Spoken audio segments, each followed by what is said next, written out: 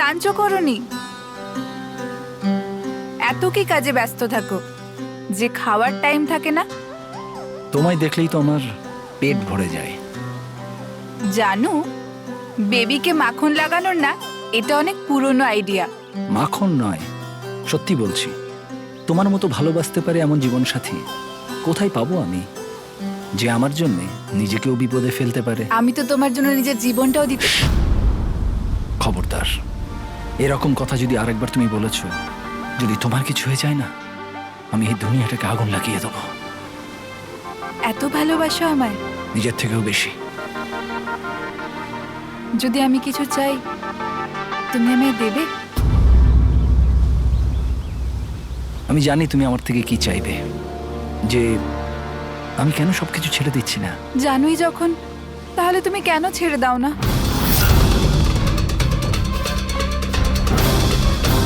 শীতল, মানুষের জীবনে দুটো নেশা হয়। আমার ভালোবাসার নেশা তুমি পূরণ করো, আর আমার দ্বিতীয় নেশা শিল্পীর, যেটা আমার কাজটাকে পূর্ণ করে। এই দুটোর মধ্যে একটাও যদি আমার থেকে দূরে যায় না, তাহলে আমি অসম্পূর্ণ থেকে যাব। আর আমি চাই যে ইতিহাস আমায় সব থেকে ভালো স্বামী আর সব থেকে ভালো আর্ট চোর হিসেবে মনে ব্যাস রাখে। নিখিল, অনেক ইতিহাস লিখেছো, বাকি জীবনটা জেলেই কাটিও।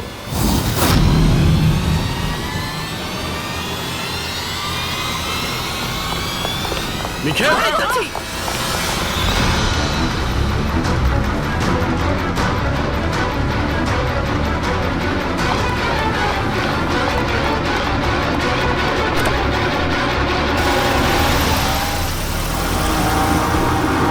দেখো ঘরটা কেমন দেখতে। এই যে দেখো,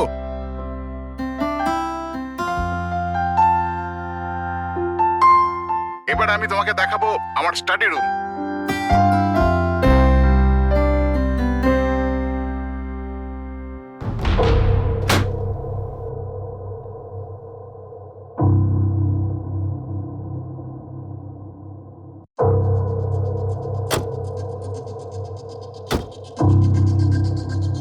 অভিজিৎ, এবার দেখো, দেখাচ্ছি তোমাকে দারুণ জিনিস, ফার্স্ট ক্লাস।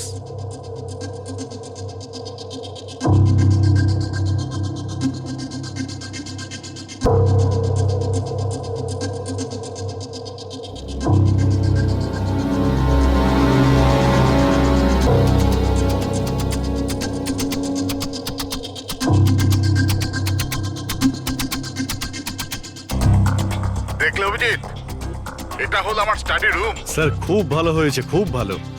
স্যার রুমটা একটু খালি খালি লাগছে, যখন ফার্নিচার এসে যাবে রুমটা কিন্তু দারুণ লাগবে স্যার।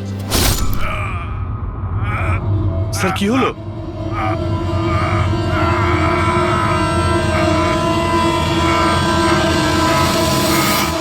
ও নো স্যার, কি আরে হচ্ছে? ভাই, স্যারকে কেউ ছুরি মেরে দিয়েছে। ছুরি মেরে দিয়েছে? কোথায়? কে মেরেছে ছুরি? বুঝতে পারছি না। কিন্তু তুমি তো ভিডিও চ্যাট করছিলে ওর সাথে না? হ্যাক করছিলাম, কিন্তু হঠাৎ করে এই ছুরি কোথা থেকে এলো আর কিভাবে ওনার লাগলো কিছুই বুঝতে পারলাম না। কি?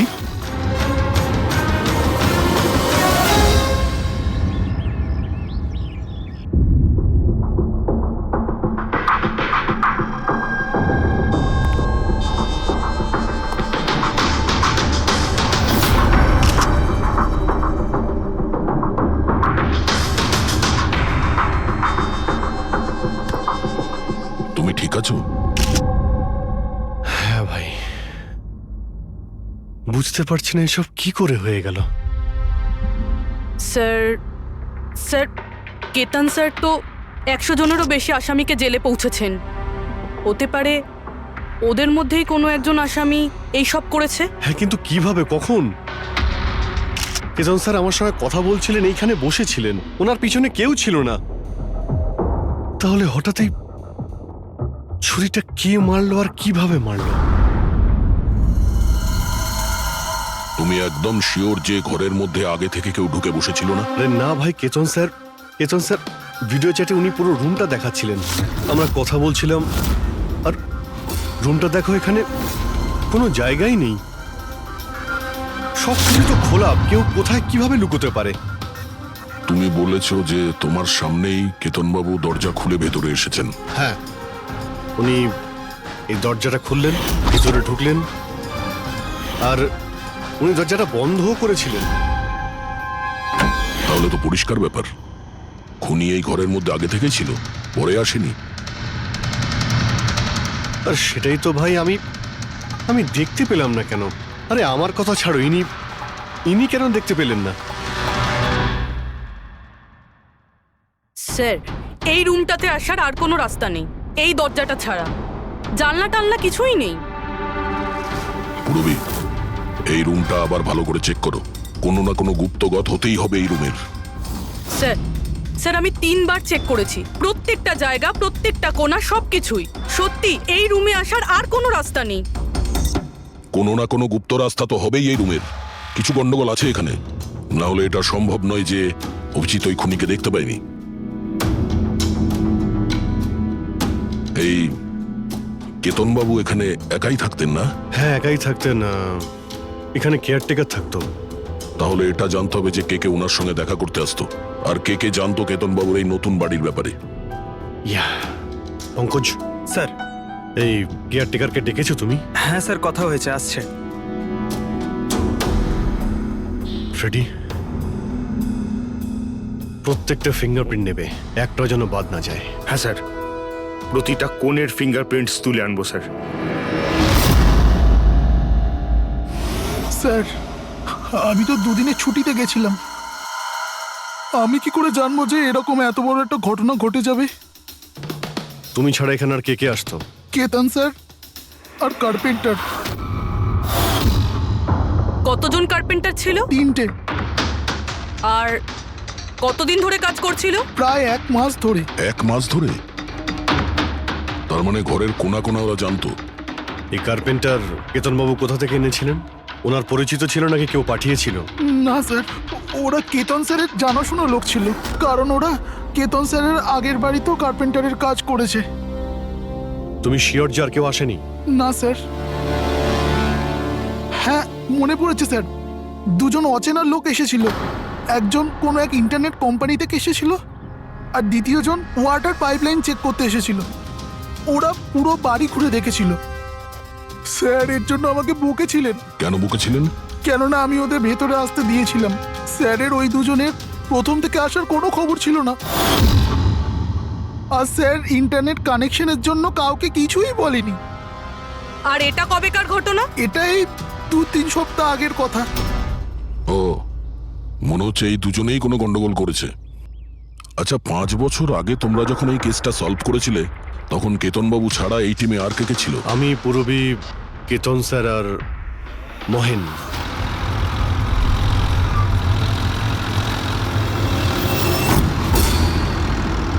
ওই মহিলার প্রাণের ঝুঁকি আছে, আর ওইখানে আশেপাশেই আছে। হ্যাঁ স্যার, তাড়াতাড়ি পৌঁছে যাব। আর 15 মিনিট লাগবে এই ওয়ার হাউস, আমরা এসেই গেছি।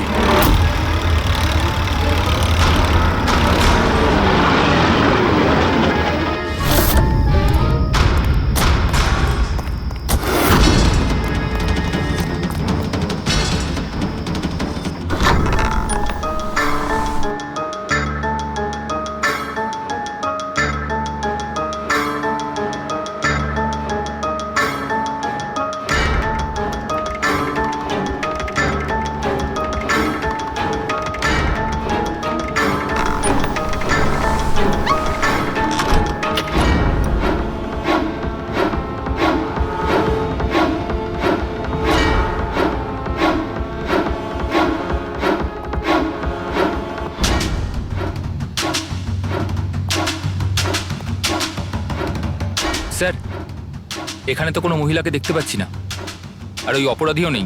ওটা কোনো মিথ্যে কল ছিল না তো? কোনো কারণ তো হবেই যে কেউ আমাদের ফোন করে এখানে ডাকলো, আর সেই কারণেই আশেপাশেই আছে।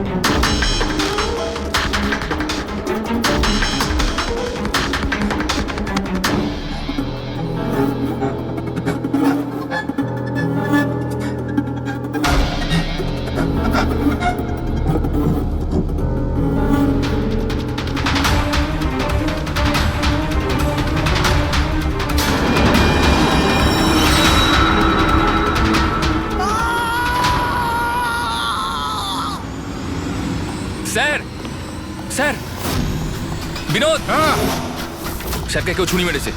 Sir sir oh no oh no, he is dead. তুমি দরজাটা দেখো, দরজা দেখো তাড়াতাড়ি।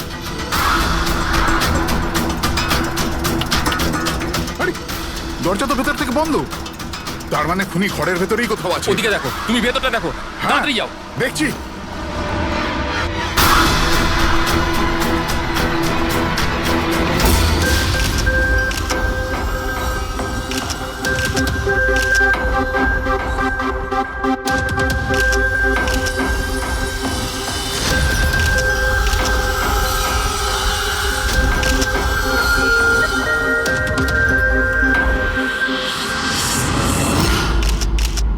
তাহলে এখানে কেউ ছিল না? হ্যাঁ, স্যার সত্যি বলছি, এখানে মেহেন স্যার আর আমাদের ছাড়া আর কেউ ছিল না।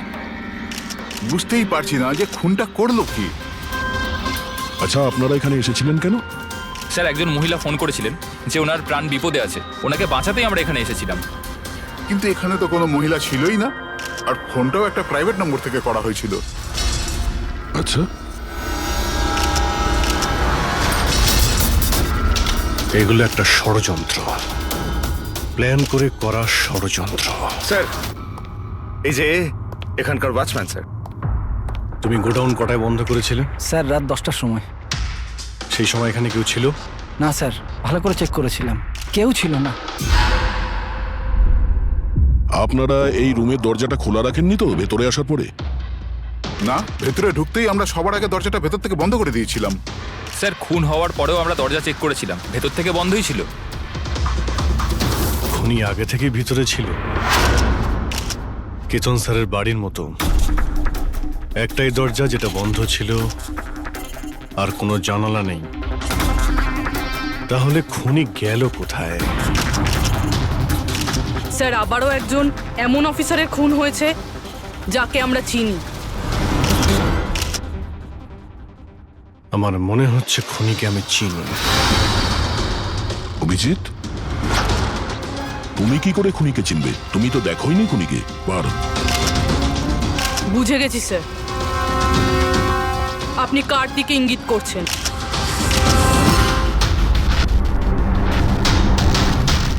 তুমি জানো এসব কি? হ্যাঁ, এটা এশিয়ার নামকরা ক্লাসিক আর্টওয়ার্ক, কিন্তু এসবের এই কেসের সঙ্গে কি সম্পর্ক? যেটাকে তুমি এশিয়ার বিখ্যাত আর্ট ওয়ার্ক ভাবছো, সেটা আর্ট ওয়ার্ক ঠিকই, কিন্তু অরিজিনাল নয়। এটা ডুপ্লিকেট, নকল। এগুলো নকল, কিন্তু দেখতে একদম আসল, অথচ এটা নকল। কিন্তু এই আর্টওয়ার্কের এই দুটো মার্ডারের সঙ্গে কি সম্পর্ক? এটা 5 বছর আগের কথা দয়া। তোমার এটা মনে আছে, তুমি আর এসিপি স্যার ডেপুটেশনের জন্য দিল্লি গিয়েছিলে? সেই সময় কিছুদিনের জন্য আমি আর পুরবী একটা কেসে ক্রাইম ব্রাঞ্চের হয়ে কাজ করেছিলাম। হ্যাঁ হ্যাঁ হ্যাঁ, কিছু কিছু মনে পড়ছে। এটা সেই কেস না যাতে কেউ নকল আর্টওয়ার্ক বানিয়ে সেটাকে বেশি দামে বেচার চেষ্টা করছিল? কারেক্ট। এই আর্টওয়ার্ক সেই বানিয়েছে, মিখেল। ওর নাম মিখেল।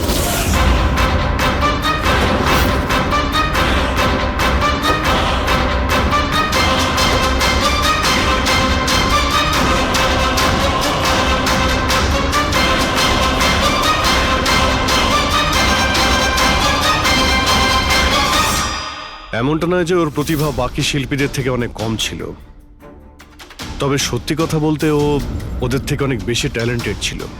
আর সেই জন্যই হয়তো ও একদিন ভেবেছিল যে অরিজিনাল পেন্টিং তো সবাই বানাতে পারে, কিন্তু অরিজিনালের মতো সেম কপি বানানো সবার পক্ষে সম্ভব নয়। আর এই কাজে এত টাকা ছিল যে ওর আসল পেন্টিং বানানোর কোনোদিনও প্রয়োজনই হয়নি। ও কোটি কোটি টাকা ইনকাম করেছিল মহান আর্টিস্টের অরিজিনাল পেন্টিংয়ের নকল পেন্টিং বানিয়ে। আর ওর কাজ এতটাই ভালো ছিল যে কেউ বলতে পারতো না যে পেন্টিংটা আসল না নকল। অনেকবার তো 30-40 বছরের আগের ক্যানভাসের পেন্টিং করেছে ও, অথচ সেটা কারো পক্ষে ধরাই সম্ভব ছিল না। কিন্তু একদিন পরিস্থিতি এমন হলো, অনেক আর্ট প্রেমী যখন কোটি কোটি টাকা লস করলো, তখন ক্রাইম ব্রাঞ্চ মিখেলকে ধরার দায়িত্ব আমাদের 4 জন অফিসারকে দেয়। কেতন স্যার, মহেন, পুরবী আর আমি। মিখেলকে ধরা এত সহজ ছিল না, কিন্তু কথায় আছে না, পিঁপড়েকে ধরতে হলে মিষ্টির ব্যবহার করতে হয়। আর এই পিঁপড়ের মিষ্টি ছিল ওর পুরনো ক্যানভাস আর সেই কেমিক্যাল যেগুলো ও ব্যবহার করত 200 থেকে 250 বছরের পুরনো পেন্টিং তৈরি করতে। আমরা সমস্ত আর্ট গ্যালারি আর দোকানে নজর রাখতে শুরু করে দিই যেখানে এই সব জিনিস পাওয়া যেত। যারা এই সমস্ত জিনিস কিনতে আসতো তাদের পুরো ঠিকুজি কুষ্টি পার করতাম আমরা।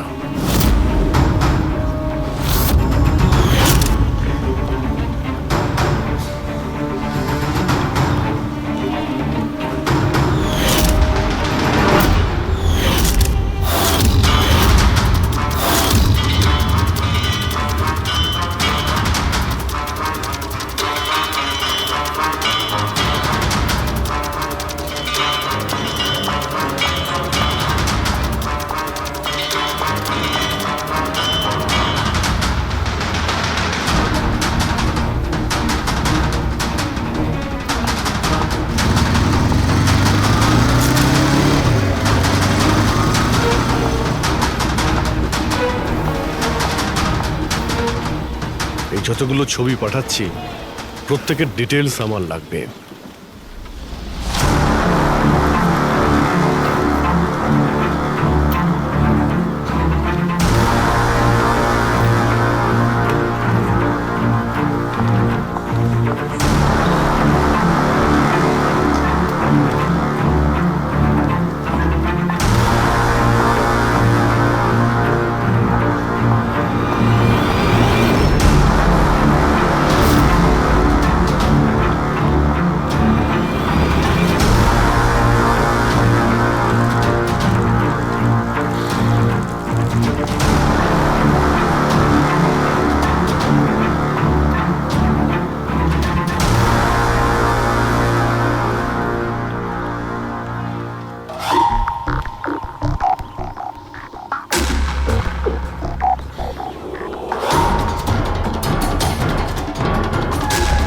আর তারপরে 1 সপ্তাহ পরে আমরা এমন একটা মেয়েকে দেখলাম যে জিনিসপত্র তো কিনতো, কিন্তু তার কোনো আর্ট ব্যাকগ্রাউন্ড ছিলই না।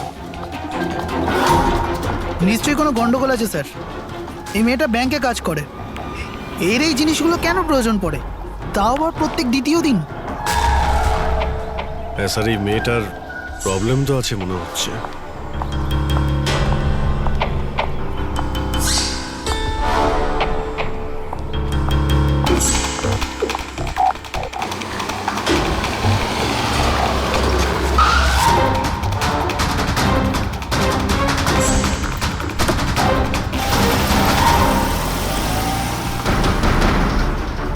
এই মেয়েটার একটু গন্ডগোল আছে, ওর পিছু নাও, দেখো কোথায় যাচ্ছে।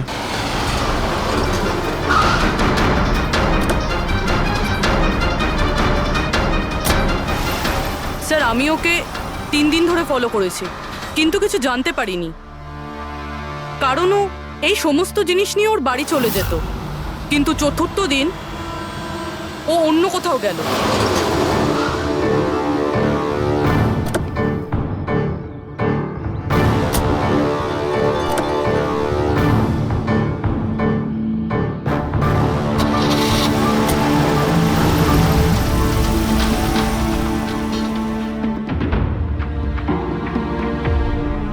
নিখিল, নিখিল, নিখিল,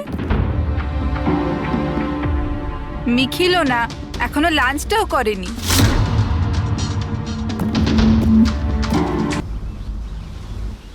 এখনো লাঞ্চও করনি? এত কি কাজে ব্যস্ত থাকো যে খাওয়ার টাইম থাকে না? তোমায় দেখলেই তো আমার পেট ভরে যায়। জানু, বেবিকে মাখন লাগানোর না এটা অনেক পুরনো আইডিয়া। মাখন নয়, সত্যি বলছি, তোমার মতো ভালোবাসতে পারে এমন জীবনসাথী কোথায় পাবো আমি, যে আমার জন্যে নিজেকেও বিপদে ফেলতে পারে। আমি তো তোমার জন্য নিজের জীবনটাও দিতে। খবরদার, এরকম কথা যদি আরেকবার তুমি বলেছ, যদি তোমার কিছু হয়ে যায় না, আমি এই দুনিয়াটাকে আগুন লাগিয়ে দেবো। এত ভালোবাসো আমায়? নিজের থেকেও বেশি। যদি আমি কিছু চাই তুমি আমায় দেবে? আমি জানি তুমি আমার থেকে কি চাইবে, যে আমি কেন সবকিছু ছেড়ে দিচ্ছি না। জানোই যখন, তাহলে তুমি কেন ছেড়ে দাও না?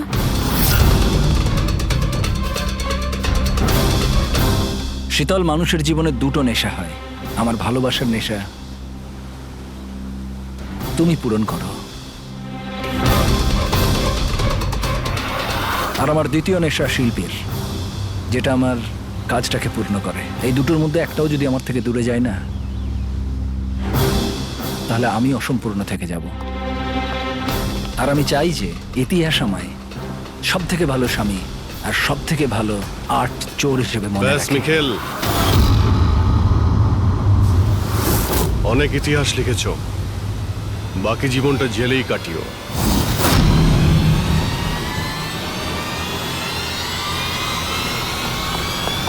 Mikheil,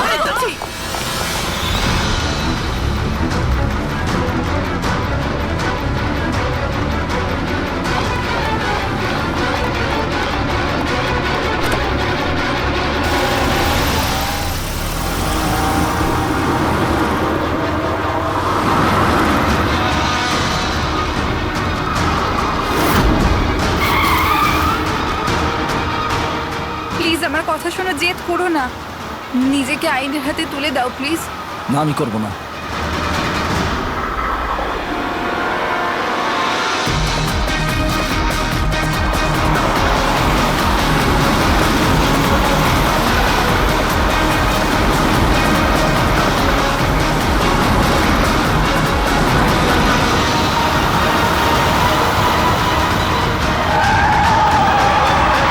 Nikhil!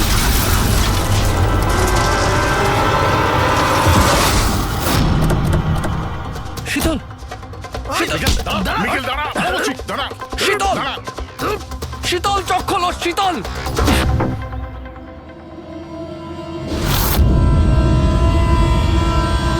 She is dead sir. তোমাদের জন্য আমার শীতল আমাকে ছেড়ে চলে গেল। ছাড়বো না আমি তোমাদের। তোমার স্ত্রীর মৃত্যুর জন্য আমরা দুঃখিত, কিন্তু তার জন্য দায়ী আমরা নই, তুমি। না তুমি অপরাধের রাস্তায় হাঁটতে, আর না তোমার পাপের শাস্তি তোমার স্ত্রীকে ভোগ করতে হতো। কাজের শাস্তি কে পাবে এটা ভবিষ্যৎ বলবে। ওর 5 বছরের শাস্তি তো এতদিন শেষ হয়ে গেছে, কিন্তু ওর স্ত্রীর মৃত্যুর প্রতিশোধের আগুন হয়তো ওর মনের ভিতরে এখনো জ্বলছে। মানে কেতনবাবু আর মেহেনের পরে ওর টার্গেট এখন পুরো বিয়া তোমার ওপর। কারেক্ট। কিন্তু স্যার, ও এসব করছেটা কি করে? কারণ নজরে পড়ছে না কেন? এবার এই রহস্যের পর্দা তো মিখেলই তুলতে পারবে।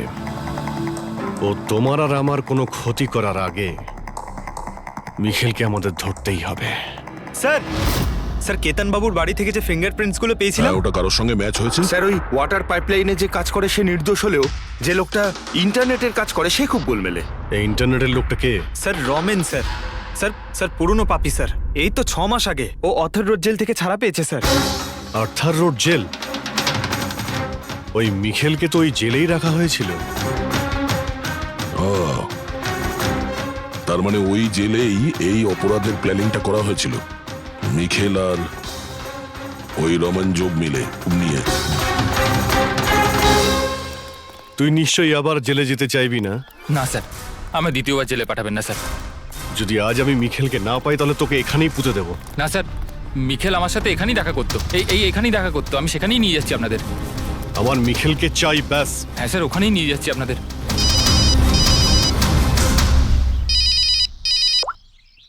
হ্যাঁ শান্তি। কি? বাবা শরীর খারাপ করছে? কিন্তু এরকম হঠাৎ? আমি তো কেসের ইনভেস্টিগেশন করতে এসেছি। কি হয়েছে?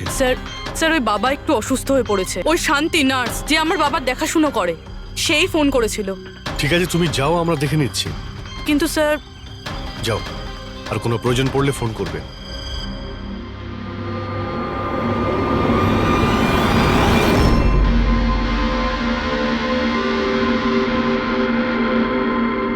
কি হলো স্যার?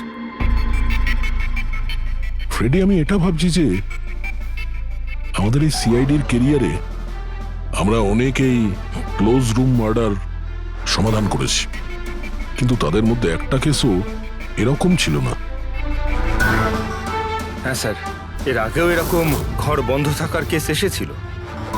কোথাও না কোথাও তো গোপন রাস্তা খুঁজে পাওয়াই যেত খুনির আসার এবং যাওয়ার জন্য। হ্যাঁ, হয়তো রুমের মধ্যে কোনো গুপ্ত পথ থাকে, না হলে রুমের মধ্যে কোনো রাস্তা বানানো হয় খুন করার জন্য।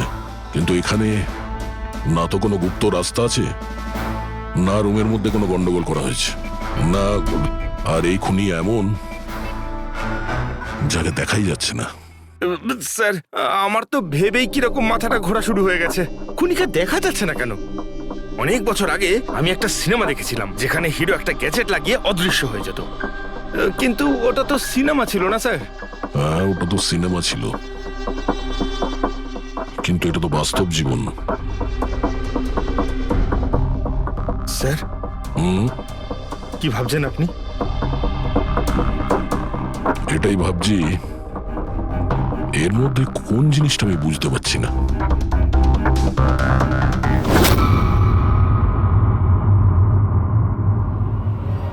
ও মাই গড, তার মানে এই ব্যাপার।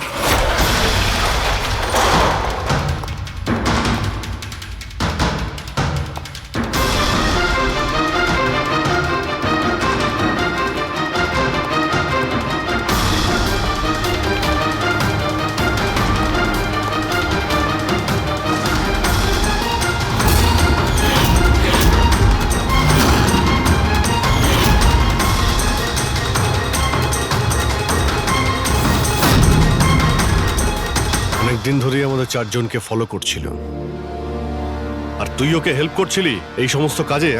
হ্যাঁ স্যার।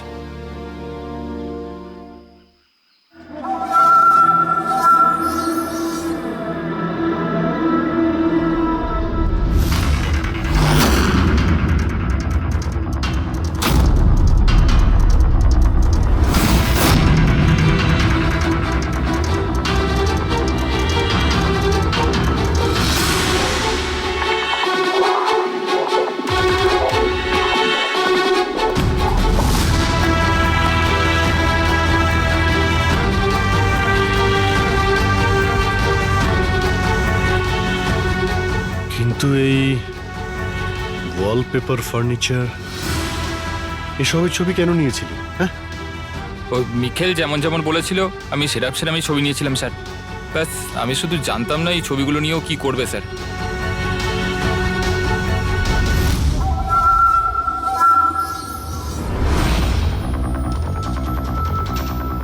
তাহলে কি এই ছবির মধ্যেই লুকিয়ে রয়েছে খুনের রহস্য?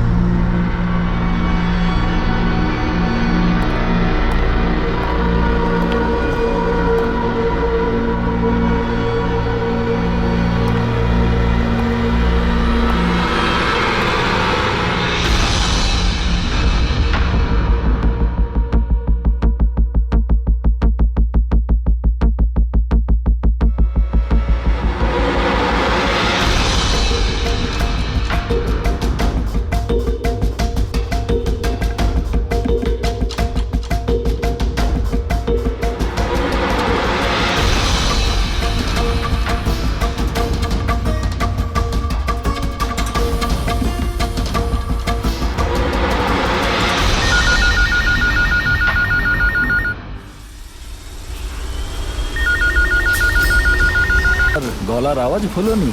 এমনিতে আমি জানতাম যে তুমি আমার বাড়ি পর্যন্ত নিশ্চয়ই পৌঁছবে।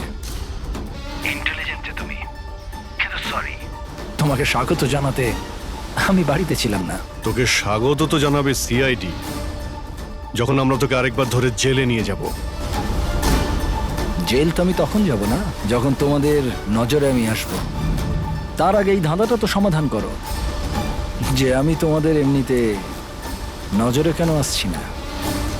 কি হলো, কি ভাবনায় পড়ে গেলে? হ্যাঁ আমি জানি তুমি ইন্টেলিজেন্ট, কিন্তু এতটাও ইন্টেলিজেন্ট নও যে এই কেসটাকে সমাধান করো। কেসটা তো তোমার আর পুরবীর মৃত্যু দিয়েই শেষ হবে। মিখেল, রাগ নয় অভিজিৎ বাবু, রাগ করে কেন নিজের বিপি বাড়াচ্ছ? চলো একটা ছোট্ট তোমায় হিন্ট দিয়ে দিই। আমায় তুমি সেখানেই দেখতে পাবে যেখানে এই গল্পের শুরু হয়েছিল, যেখানে শীতলকে তুমি আমার থেকে ছিনিয়ে নিয়েছিলে। পুরবী মারা যাওয়ার আগে তো নিশ্চয়ই পৌঁছাতে পারবে। মিখেল, মিখেল, হ্যালো পঙ্কজ, তুমি এক্ষুনি পুরবীকে ফোন করো। ওকে বলো বাড়িতে থাকতে, বাইরে বের না হতে। ও কি হলো স্যার? আচ্ছা, আমি যেটা ভাবছি সেটা যদি ঠিক হয় তাহলে জানা যাবে যে খুনি এগুলো কিভাবে করলো। কিভাবে? আশ্চর্য তো, বাবা তো পুরোপুরি সুস্থ আছে, তাহলে তাহলে শান্তি ফোন করে আমাকে ডাকলো কেন? আর নিজেও তো বাড়িতে নেই। ফোন করলাম, ফোনটাও ধরছে না।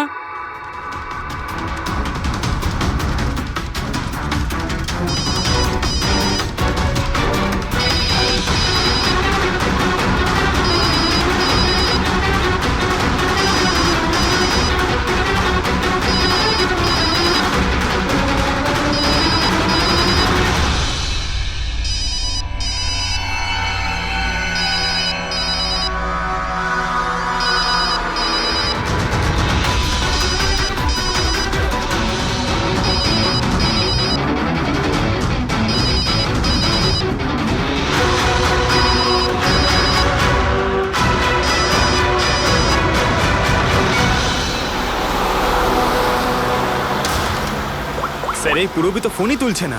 কি ফোন তুলছে না? কোনো প্রবলেম নেই তো? স্যার মিখেল ওর কাছে পৌঁছে যায়নি তো? হতে পারে ওই যে ফোনটা এসেছিল ওর বাড়ি থেকে ওর বাবার শরীর খারাপের ব্যাপারে, হতে পারে ফোনটা মিখেলই করেছিল। স্যার পুরবীর কিছু হবে না তো? আশা করছি আমরা সময় মতো পৌঁছে যাব। যদি পুরবীর কিছু হয় তাহলে না,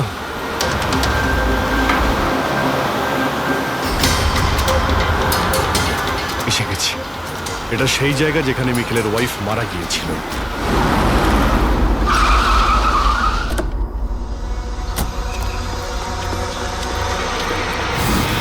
পুরবী!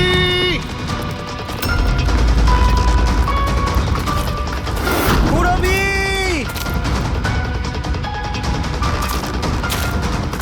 পুরবী! পুরবী! ওই দিকটা দেখো। পুরবী! পুরবী!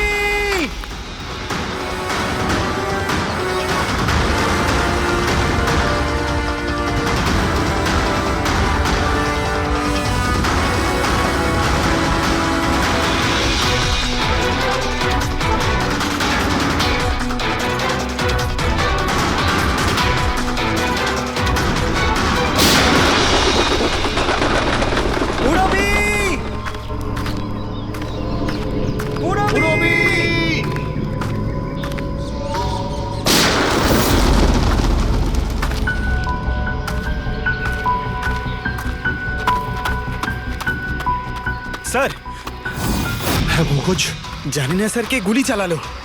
পুরবীকে পেলে? পুরবী ওখানে স্যার।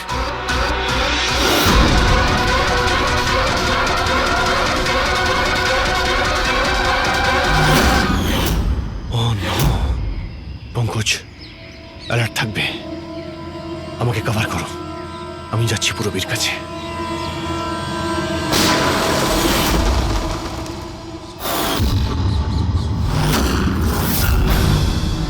ভয় পেও না অভিজিৎ, এখনো মরেনি।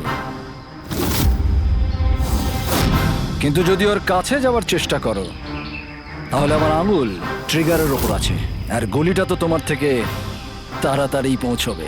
মিখেল, গুলি চালিও না।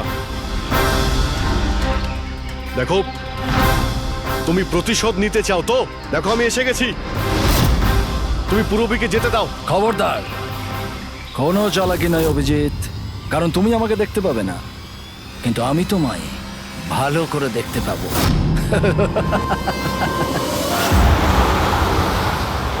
অভিজিৎ, আমার কথা মন দিয়ে শোনো, তুমি একদম রিঅ্যাক্ট করবে না। তুমি এই মিখেলকে দেখতে পাবে না। তুমি আর কেতনবাবু, ওকে কেতনবাবু স্টাডি রুমে দেখতে পাওনি। মাহান ওকে আর্ট ওয়্যার হাউসে দেখতে পাইনি। পূরবী নিজে ওকে ওর ঘরে দেখতে পাইনি। কেন? কারণ ওকে দেখা সম্ভব নয়। ও যেখানে যেখানে অন্যায় করে সেখানকার কোণে কোণে ও লুকিয়ে পড়ে। ওই রুমে, ওই ডেকোরেশনে ও এমন ভাবে লুকিয়ে পড়ে কেউ বলতেই পারবে না যে ও আর্ট পিস না, একজন মানুষ। কেতনবাবুর রুমে ও ও ওয়ালপেপার হয়ে গেছিল, ওয়ালপেপার।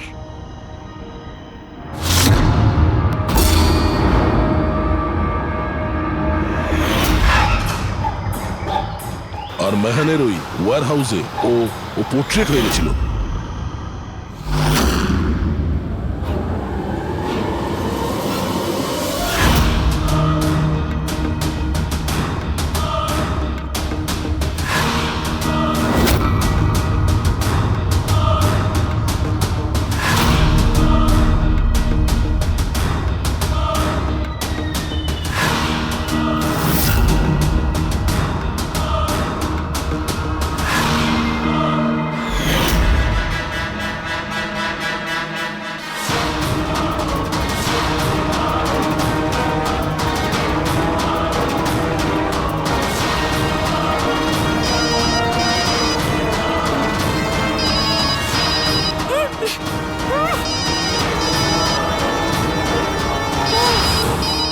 এটা আমি তখনই বুঝতে পারলাম যখন ওয়্যার হাউসের ক্রাইম সিনের ফটোগুলো আমি দেখলাম। তখনই আমার নজর ওই পোর্ট্রেটের আঙুলের উপর গেছিল।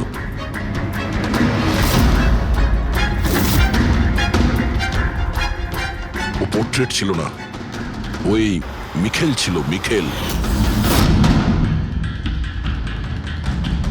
ওকে দয়া, পঙ্কজ সাবধানে, পঙ্কজ সাবধানে, জঙ্গলে লুকিয়ে আছে।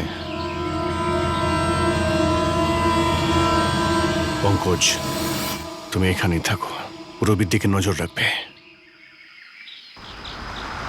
মিখেল, আমরা কিছুই করব না, আমরা এখান থেকে চলে যাচ্ছি। তবে তুমি পূরবীকে ছেড়ে দাও প্লিজ।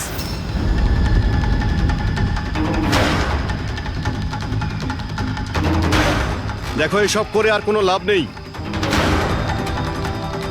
আমি এখানে এসে গেছি, তুমি তুমি বলো কোথায় যেতে হবে, আমি চলে যাচ্ছি। বাস, আগে এগোবে না অভিজিৎ, আমার সাথে গেম খেলা বন্ধ করো। ঠিক আছে, ঠিক আছে, গুলি চালিয়ে কোনো লাভ নেই, আমরা এখান থেকে চলে যাচ্ছি। কিন্তু তুমি তুমি কি চাও মিখেল? যা কিছু হয়েছিল সেটা তো হয়ে গেছে, কিন্তু এসব করে তুমি কি পাবে? হ্যাঁ,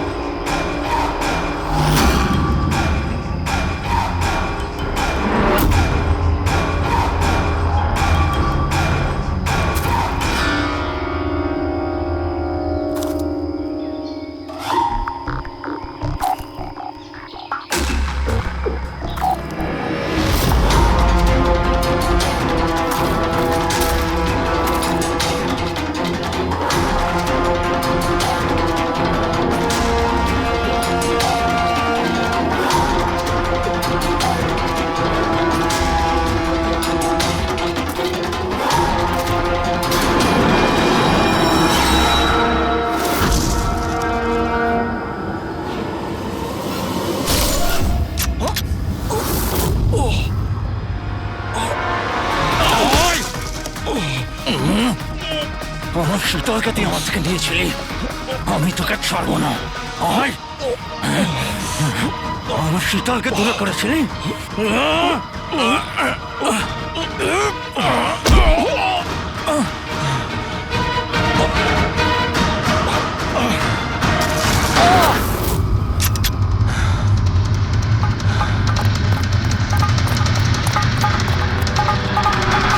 রবি, তুমি ঠিক আছে তো? তোর আসল জায়গা জেলে, আর এইবার তুই বাইরে আসবি না, সোজা ফাঁসিতে ঝুলবি।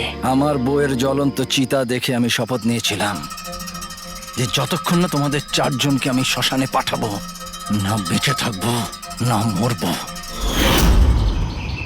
দুজন তো গেল, এখন তোমরা দুজন বেঁচে। তোমাদের আইনকে বলো যেন শক্ত থেকে শক্ত জেল বানাই, কারণ এবার কোনো জেলই তোমাকে আমার থেকে বাঁচাতে পারবে না। ঠিক আছে, চলো নিয়ে যাও একে। চল চল।